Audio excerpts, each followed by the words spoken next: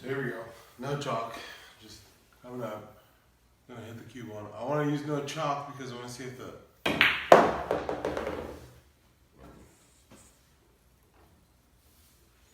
again, that was no chalk. Was at an angle.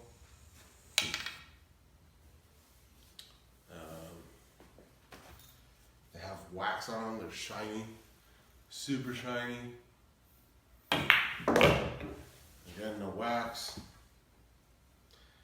I'm getting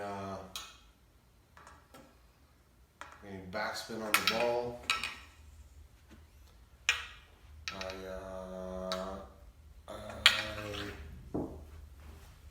I don't see any residue on the table.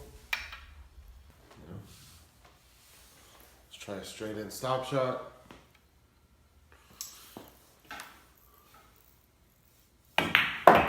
Oh, came back a little bit.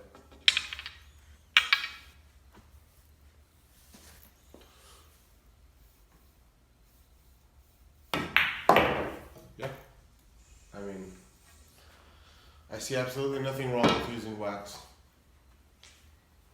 I don't think anything changed as far as my aim point. I don't see any sticking per se.